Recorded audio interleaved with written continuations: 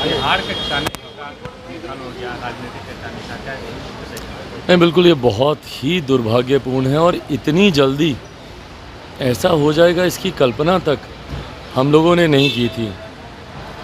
कुछ समय पहले अयोध्या में जब हम थे, जब भगवान श्री राम की प्राण प्रतिष्ठा की गई उस कार्यक्रम में वो हमारे साथ मौजूद थे।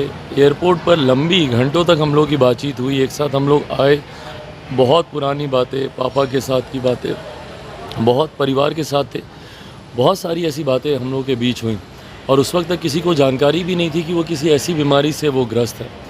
कुछ समय पूर्व जब ये जानकारी आई, पहले तो उसी पर ही हम लोग को विश्वास नहीं हुआ और आज वो हम लोग के बीच नहीं है, इस बात की कल्पना तक करना इतना कठिन है। एक ऐसे व्यक्ति जिन्होंने इतना सादगी भरा जीवन उन्होंने हमेशा व्यतीत किया, रहन सहन खान पान पर हमेशा ध्यान देने वाले वो व्यक्ति, क्योंकि मुझे याद है मेरे नेता, मेरे पिता आदरणीय रामविलास पासवान जी के साथ एक सहयोगी, एक साथी की भूमिका में वो रहे।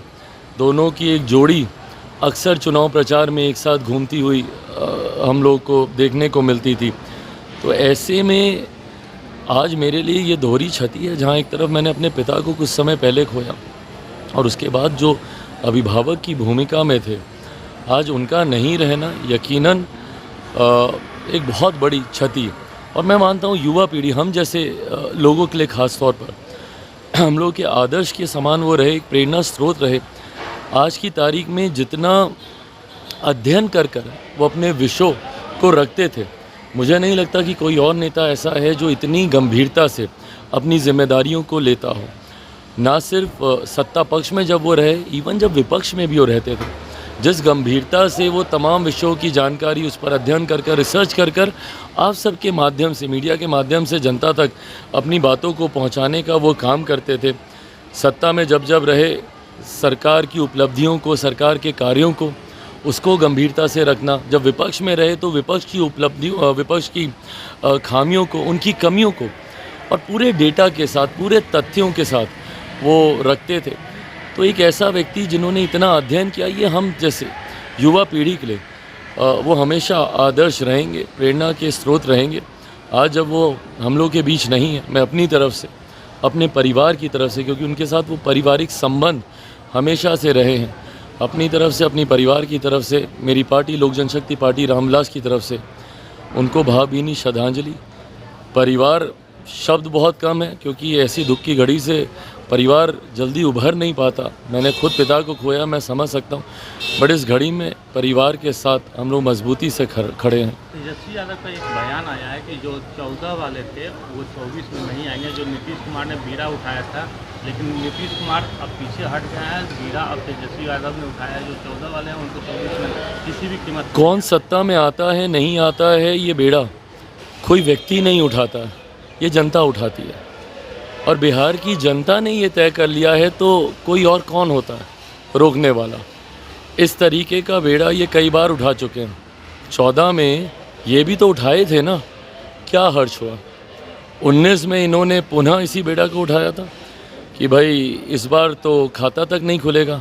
किसका खाता नहीं खुला? 19 के परिणामों ने दर्शाया ही। तो ऐसे में कोई व्यक्ति जिम्मेदार नहीं होता है। जब चुनाव के परिणाम निर्धारित किए जाते हैं, उसके लिए पूरा राज्य, और ये लोकसभा के चुनाव हैं, पूरा देश इसकी जिम्मेदारी अपने कंधों पर लेता है।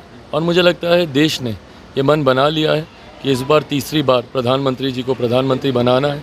आज प्रधानमंत्री जी का नामांकन है।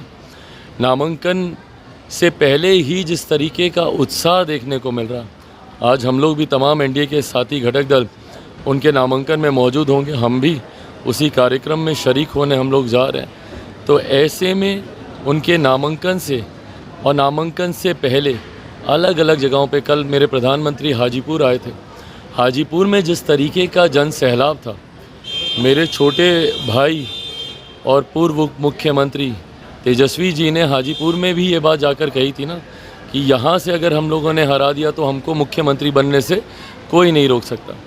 कल आप देखिएगा हाजीपुर में जिस तरीके का एक जन सैलाब देखने को मिला और जिस तरीके से प्रधानमंत्री जी का आशीर्वाद मुझे मिला, उनके तमाम वो शब्द जिन्होंने मेरे मनोबल को बढ़ाने का काम किया, कल जिस तरीके से उन्होंने मेरी छोटी छोटी बातों तक का जिक्र किया कि कैसे 2014 से वो इस बात को देखते थे कि मैं पार्लियामेंट में को कितनी गंभीरता से मैं लेता हूँ, उनकी ये तमाम बातें और उनकी ये बातें हर एक प्रत्याशी के मनोबल को बढ़ाती है, लोगों में उत्साह उत्पन्न करती है और इस उत्साह ने ये बेड़ा उठाया हुआ है कि प्रधानमंत्री जी को तीसरी बार देश का प्रधानमंत्री बनाना है और बहुत जल्द, अब तो दिन भी समीप ही है, 4 जून को परिणामों में देखने को भी मिलेगा। कल तेजस्वी यादव ने कहा है सर, प्रधानमंत्री जो भावुक हुए थे रामविलास पासवान को लेकर के, तेजस्वी यादव ने कहा है कि ये सब ड्रामा अब करके कोई फायदा नहीं होगा। रामविलास पासवान की पार्टी जो आज वजूद में नहीं है, उसको पीछे नरेंद्र मोदी ने वजूद उसका ख़त्म किया है। भाई ये लोग ना राजनीतिक लड़ाई या राजनीतिक द्वेष में इतना ज़्यादा उलझे हुए हैं कि कभी व्यक्तिगत संबंधों को ये लोग समझ ही नहीं पाएंगे। इन लोगों में वो भावना ही नहीं है। अगर व्यक्तिगत संबंध को अगर ये समझते तो इनके सामने जो इनकी माँ समान है, उनको जब गाली दी जा रही थी मेरे परिवार को, तो ये आपत्ति दर्ज कराते। अगर ये व्यक्तिगत रिश्तों को समझते जो इनके परिवार के लोगों ने ज़रूर निभाए हैं, मैं श्रेय ज़रूर दूंगा कि आदरणीय लालू जी ने दलगत राजनीति से उठकर, और मेरे नेता ने भी, आज अगर उनके प्रशंसक हर दल में हैं, क्योंकि दलगत राजनीति से उठकर व्यक्तिगत संबंधों को निभाया गया है, जो कि संभवतः इनकी पीढ़ी में देखने को अभाव मिलता है, इसीलिए समझ नहीं पाएंगे।